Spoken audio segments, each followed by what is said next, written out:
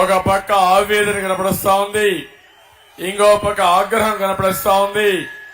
ఈ ఆగ్రహానికి వైసీపీ బుగ్గైపోవడం ఖాయం, మసైపోవడం ఖాయం అని మరొకసారి విజ్ఞప్తి చేస్తున్నా. అందుకే నీకు ధైర్యం చెప్పడానికి వచ్చాను.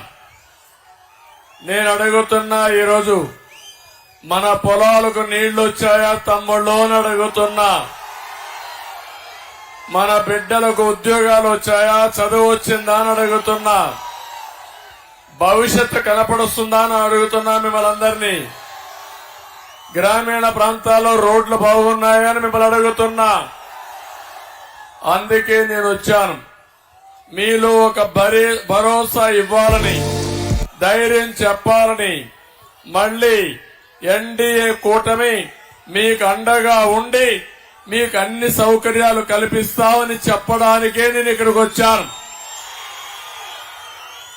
ఏ ప్రభుత్వం అయినా సరే మనకు నీళ్లు రావాలి. నీళ్లు నాగరికతకు చిహ్నం. నీళ్లుంటే అభివృద్ధి అవుతుంది, నీళ్లుంటే వ్యవసాయం జరుగుతుంది, నీళ్లుంటే పరిశ్రమలు వస్తాయి. కానీ ఈ రోజు ఈ యొక్క అనంతపురం జిల్లాలో ఆ రోజు మనం తెచ్చిన నీళ్లు తప్ప ఎక్కడన్నా నీళ్లు వచ్చాయా తమ్ముళ్ళు అని మిమ్మల్ని అడుగుతున్నా. ఇంకొక విషయం నేను అడుగుతున్నా మిమ్మల్ని అందరినీ. చదువు విషయంలో మనందరం గుర్తుపెట్టుకోవాలి. మన పిల్లలు చాలా తెలివైన పిల్లలు. అది ఏ వర్గమైనా కావచ్చు, ఏ కులమైనా కావచ్చు, పేదవాళ్ళు కావచ్చు, ధనికులు కావచ్చు. మట్టిలో మాణిక్యాలు ఈ పిల్లలు. ఆ పిల్లల్ని బాగా చదివిస్తే ప్రపంచాన్ని శాసించే శక్తి తెలుగు జాతి పిల్లలకుందని నేను మీ అందరికీ విజ్ఞప్తి చేస్తున్నా. ఎప్పుడు కూడా ఒక విషయం మీరు గుర్తుపెట్టుకోవాలి.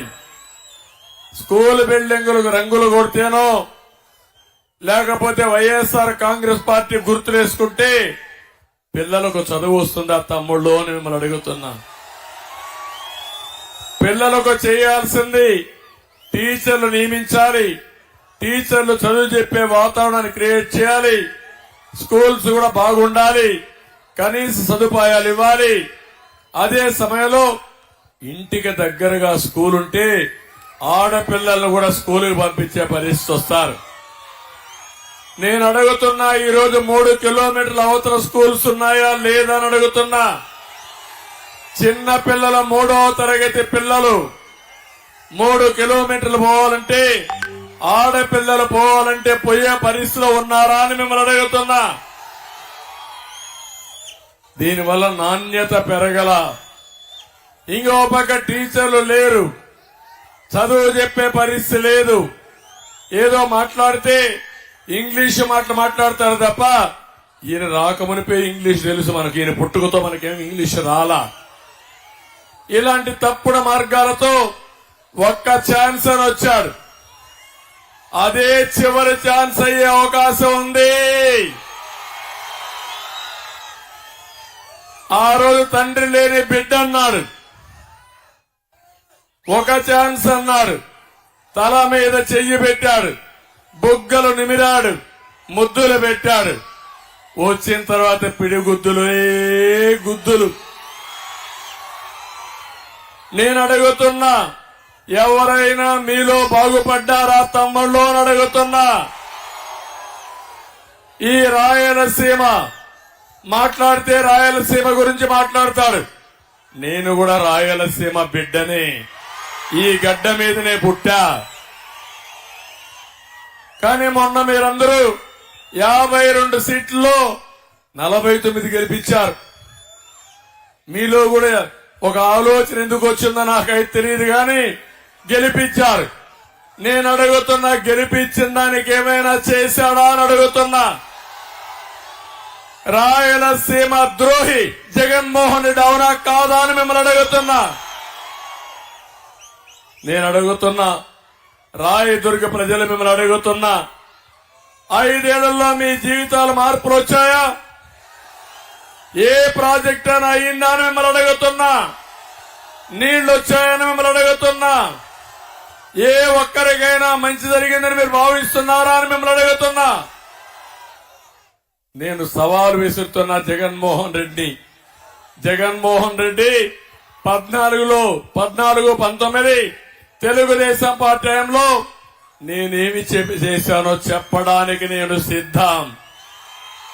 నువ్వేమి చేశావో చర్చించడానికి మీరు సిద్ధంగా ఉన్నారా అని కోరుతున్నా, సవాలు విసురుతున్నా.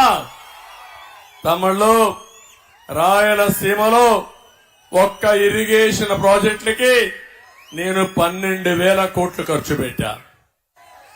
జగన్మోహన్ రెడ్డి ఖర్చు పెట్టింది 2,500 కోట్లు. ఈ రాయలసీమకు నీళ్లు అవసరమా లేదా అని అడుగుతున్నా. మొట్టమొదటిసారిగా కృష్ణా జలాలు రాయలసీమకు రావాలని ఆలోచించిన వ్యక్తి నందమూరి తారక రామారావు గారు. అప్పుడే అందరి నీవా ప్రారంభించారు. ఈ రోజు నేను చెప్తున్నాను, 5 ఏళ్లలో 4,500 కోట్ల రూపాయలు ఒక్క అందరి నీవా పైన ఖర్చు పెట్టిన పార్టీ తెలుగుదేశం పార్టీ. తుంగభద్ర దగ్గర నుంచి మీకు హెచ్ఎల్సీ వస్తుంది, ఇది ఎప్పటి నుంచో ఉంది. కానీ తుంగభద్ర నుంచి నీళ్లు రాకుండా హెచ్ఎల్సీ చాలా వరకు పూడిపోతే ఆధునీకరణకు నాంది పలికిన పార్టీ. స్వయంగా నేను కర్ణాటకకి వెళ్లి ముఖ్యమంత్రిని కన్విన్స్ చేసి పనులు ప్రారంభించిన పార్టీ తెలుగుదేశం పార్టీ. ఏం తమ్ముళ్ళు ఇప్పుడు పనులు అవుతున్నాయని మిమ్మల్ని అడుగుతున్నా. హెచ్ఎల్సీ ఆధునీకరణ పడకేసిందా లేదా అని మిమ్మల్ని అడుగుతున్నా.